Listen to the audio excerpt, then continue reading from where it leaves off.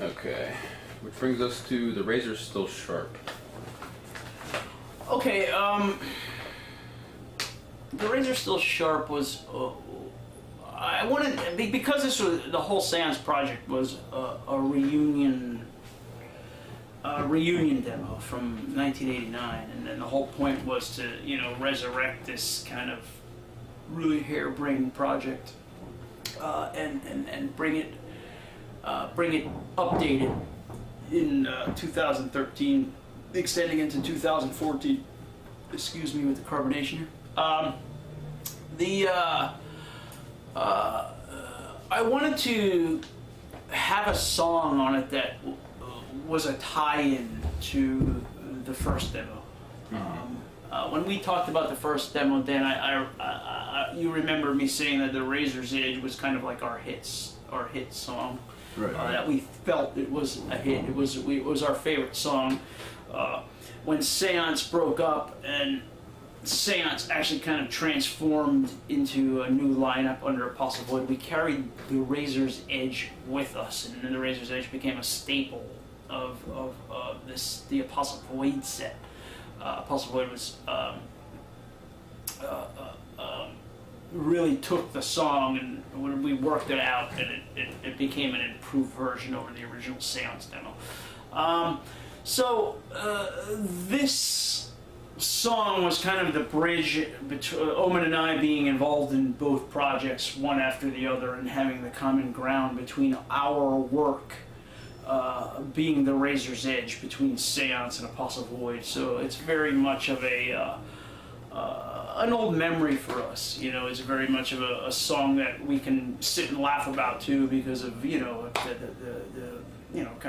badness of the song, and then the fact that we treasured it so much. It really has become kind of like a root that has grown in both of us. So I felt that if I was going to make a tie with the old demo onto the new one to kind of bridge the gap of the years, I felt that The Razor's Edge would be a very good place to start, because it does have a lot of memory base for us. So I wanted to, again, The Razor's Still Sharp, I guess, kind of being that look at, what we did in '89, and now, all these years later, we're still making music, and we haven't lost any of our edge, I guess, is kind of where I was going with the play on words on that title.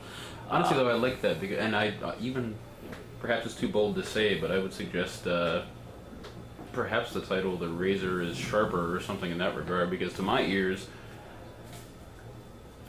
the today's demo is far sharper and clearer, and which I know has to do with recording technology and whatnot as well. But no, we didn't want to push the envelope too far, because I remember it's a good point, Dan.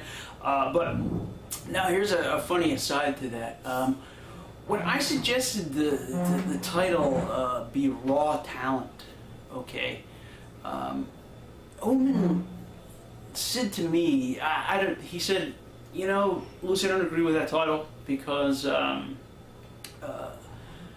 we're putting forth kind of a conceited thing by having talent in the title of our own record, and I couldn't see the problem with that, because and I told him, I'm like, look, we're telling the audience that we have talent. I mean, I can't think of anything better to do. Hey, look, we have talent. Throw that right on the cover of our record. So, I mean, then if we had something on there,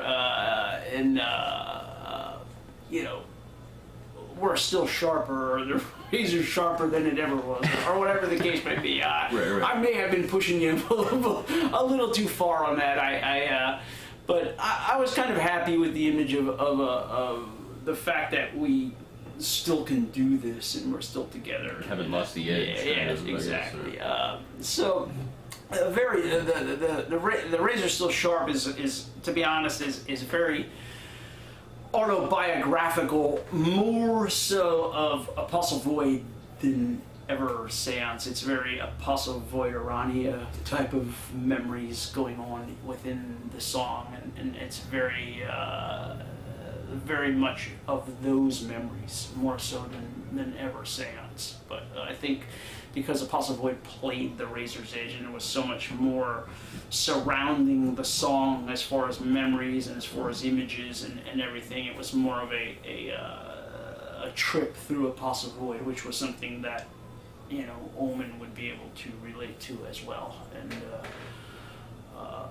that's pretty much where the images in the song derive from. Now, are there any other songs that were started by Seance that you played in Apostle Void?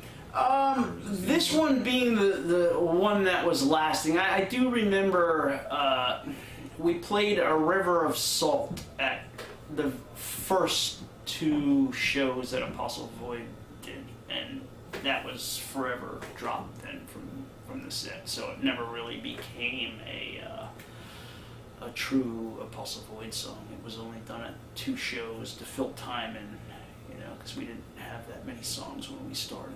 So that was technically a carryover, but never really considered part of the true Apostle Void canon. Kind of just something, I guess, drawn upon from memory while you needed something to... Yeah, we needed in the beginning, because we were very inexperienced. It took us a long time to put some, Omen being the only one with experience, so he had to kind of be patient with us and kind of wait and wait till, you know, and he could have moved a lot faster than we did, but we were very slow to move because we were not experienced, so we had never had a lot of songs at any given time, so sometimes we would have to draw. We drew in those 2 instances upon a Seance song just to fill in the time. Makes sense. Now, let me ask you this. Between both the demos, could you, off the top of your head, pick a favorite song from each? I think so, yeah. As mentioned before, A River of Salt, I thought was, you know, in retrospective of all the stuff we did on the '89 demo, that one has the most mood to me. It's not just, you know, I'm not necessarily tied to any particular lyric or subject matter as far as the '89 demo is concerned. It was just basically the sound coming in my ears. The out-of-tune guitar, the kind of sad, meandering vocals, and oddly enough, that was the one track that was taken in one take.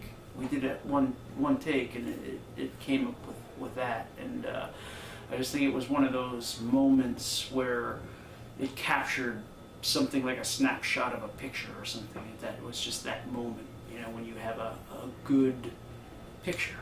You know, it just snaps you, and it's photogenic, and I think that of the entire old demo, that song kind of stands out and has since replaced the Razor's Edge, I think, for both of us as far as, you know, that one snapshot in time of a song that still works for me to this day.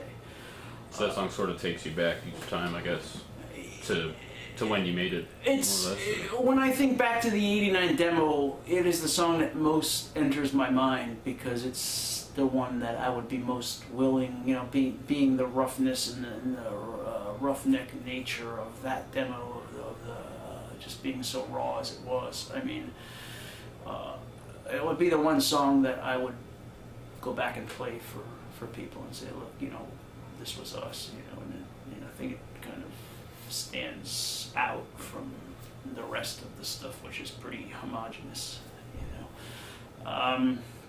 As far as the new demo goes, I think She Steals the Sun kind of, because I feel it was a moment in the demo of happiness where, you know, I really felt a release, and I really felt that I captured the girl poetically.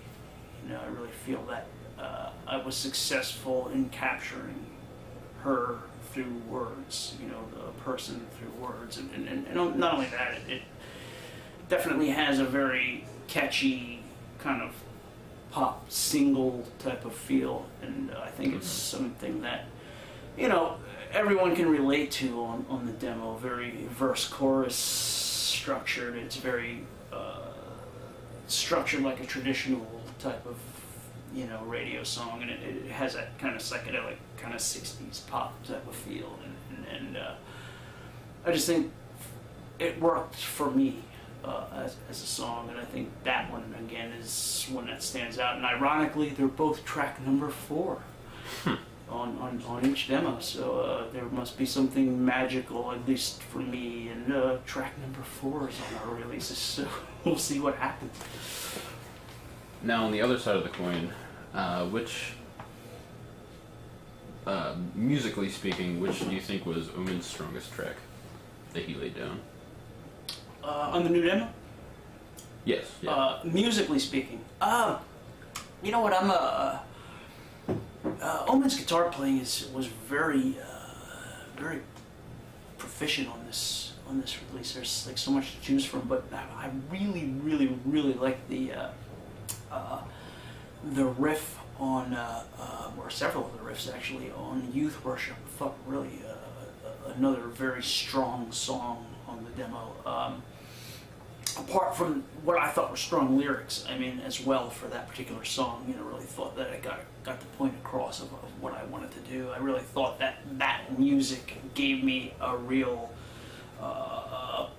canvas to work on, and it really brought about and really let my lyrics shine because of just the constant power of the song throughout the entire thing. It really, the lyrics came fast because the music was very inspiring to me, and I really was motivated by the whole of that song. And that was the 7th track on the Yes. Okay. Yes. I actually got to agree with you there as far as the music. That was what struck my ear as the most appealing as well. Yes. It was something of a challenge to me, Dan, to find out what an ending song would be, because the ending song is always the climax of just like a book. The ending song is the climax of the given record. It was a close race, but I felt that only because of the non-stop tension of the razor still sharp and the tie to the past, that I really chose to end on that note. I really felt it was appropriate to end on the fact that the razor is still sharp, and let it end at that. And I felt ultimately that was a better ending piece, even though I thought Youth Worship was a better song. I can appreciate that. I think the razor still sharp sort of sums up. Well, both that and it sort of leaves a parting image of still standing, so to speak. Yes. Still producing, still operating. Yes. Yeah, you guys are still going and not done, so to speak. Yes, and ready for part 2 or edition 2 or chapter 2 of what comes next. Right. Yeah.